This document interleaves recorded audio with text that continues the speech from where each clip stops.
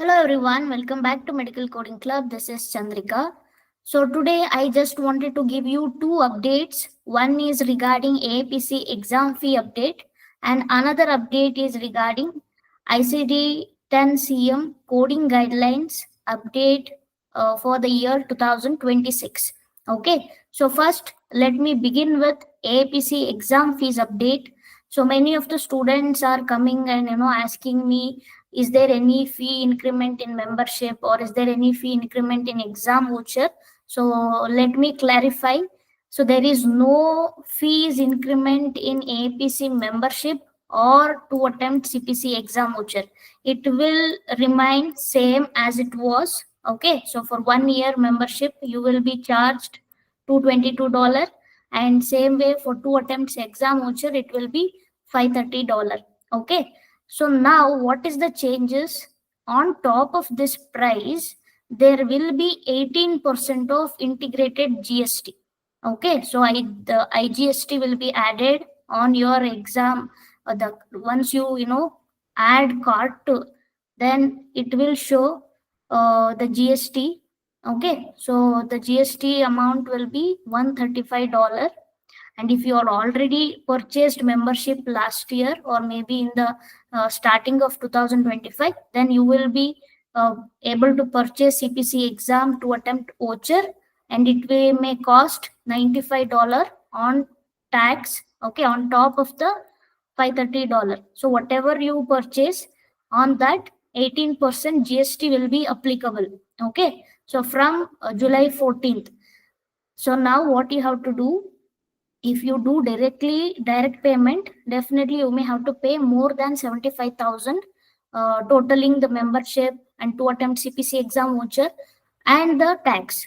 Okay, so try to contact your own institutes, prior institute. When they do bulk booking, okay, they may have the discounts and they may get a little concession on exam fees. Okay, so that they can reduce up to some 5,000 to 6,000. Okay, it may vary, depend on the provider which you are going to book the slot.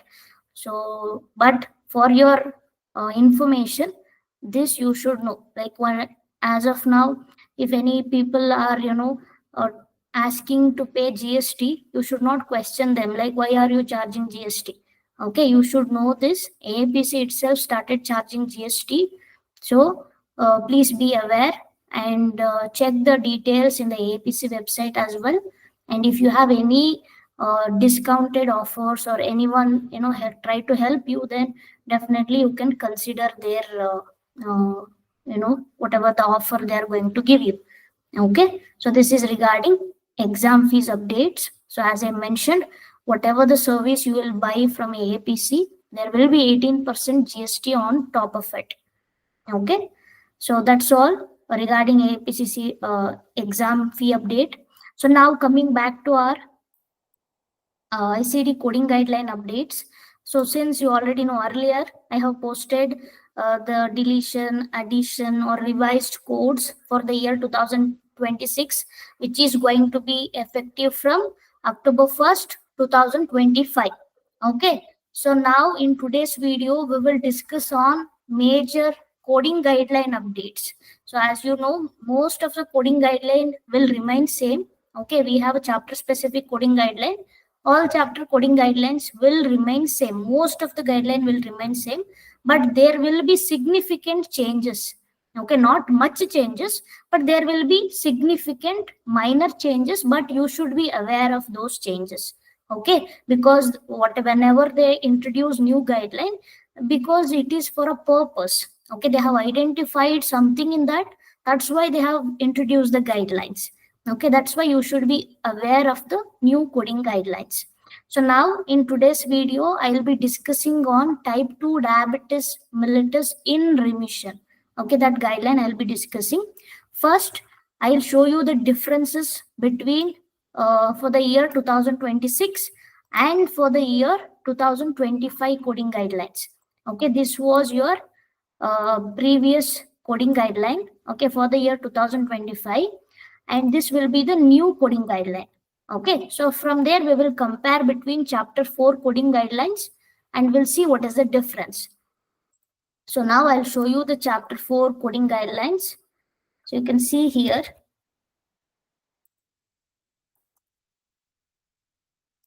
So just a minute, I'll open that.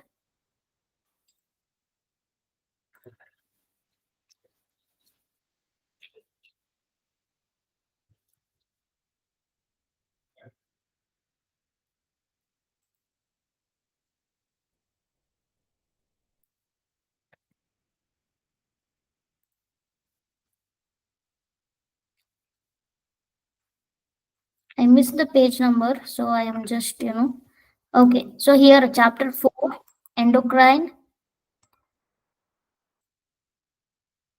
So you can see chapter 4, endocrine, nutritional and metabolic disease, the code range between E00 to E89.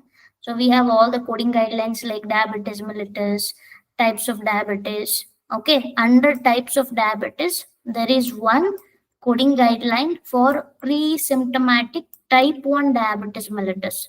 So whenever patient is being symptomatic, where patient is about to get the diabetes, okay, so when they will consider him as a pre-symptomatic, we need to assign a code E10.A. Okay, type 1 diabetes mellitus pre-symptomatic. Now after this, there is one more coding guideline added in the year 2026 coding guideline. So you can see here, this is a 2026 coding guideline. Type of diabetes, there is a guideline, pre-symptomatic type 1 diabetes mellitus. After that, you are going to see type 2 diabetes mellitus in remission. Okay, in remission means there are two types, partial remission and complete remission. So complete remission means it should be, the condition should completely get reversed. Okay, so then only you can consider it as in remission. So now the guideline says, and there is a new code also. See, E11.A, this code is newly introduced in the year 2026. So you can check this here.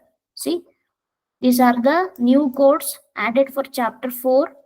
She added E11.A, type 2 diabetes mellitus without complications in remission. Okay, this code is newly added. Since the code is newly added, so they have introduced the coding guideline for this particular code also. So as I said, the coding guideline says type 2 diabetes mellitus without complication in remission is assigned based on provider documentation that the diabetes mellitus is in remission. See, the provider should mention type 2 diabetes is in remission. Okay, in remission is your documentation. So he should clearly document it, then only you can code E11.A. If the documentation is unclear as to whether the type 2 diabetes mellitus has achieved remission, the provider should be queried. Okay, you are having an option here that if the documentation looks unclear, you can query the provider for the better clarification. And then, for example, the term resolved is not a synonym with the remission. So if the provider just documents like type 2 diabetes mellitus is resolved, then you should not consider it is in remission and you should not code E11.A. Why? Because this term resolved is not a synonym with remission. Okay, so whenever they are saying type 2 diabetes mellitus resolved, you should query the provider, okay, and get the clarity. But by seeing resolved, don't go and assign E11.A as your code. Okay, that is what the guideline says. Resolved is not a synonym with the remission. Okay, this is the new coding guideline added for chapter 4. Okay, chapter 4, type 2 diabetes mellitus in remission. And this code also newly introduced, E11.A. So please be aware, you are going to see a lot of documents on type 2 diabetes mellitus in remission. That's why they have introduced this code. Okay, so you should be aware.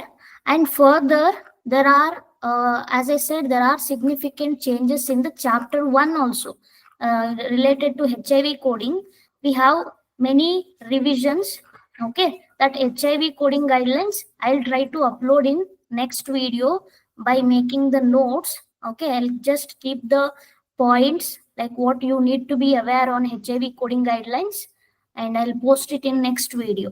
Okay, so for in this video, as I shown, you should be aware about type 2 diabetes mellitus without complication in remission coding guideline.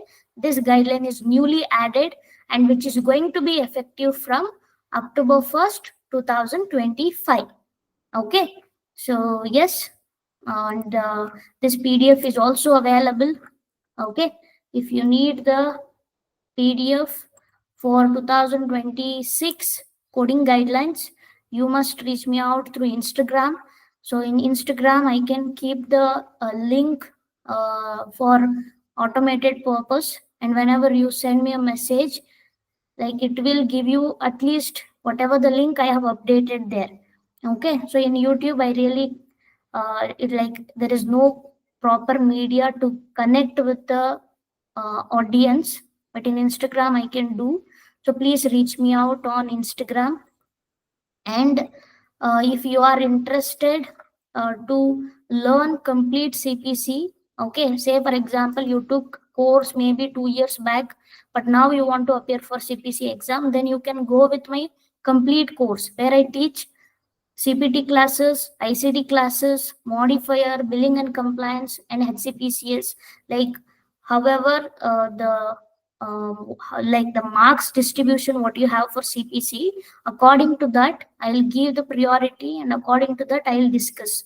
Okay, complete CPC you will get so easily. You can able to learn and you can able to pass the exam also by investing very minimal.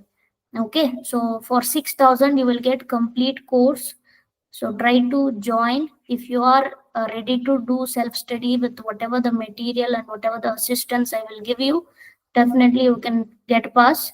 Okay, so you can contact me on this number, WhatsApp only, and you can write me a clear text. What is your requirement? I'll definitely check your requirement, and if it is fits, I'll do the response. Okay. So that's all, guys. Thank you all. Thank you for watching. And please do subscribe to my channel, and please do share with your medical coding friends.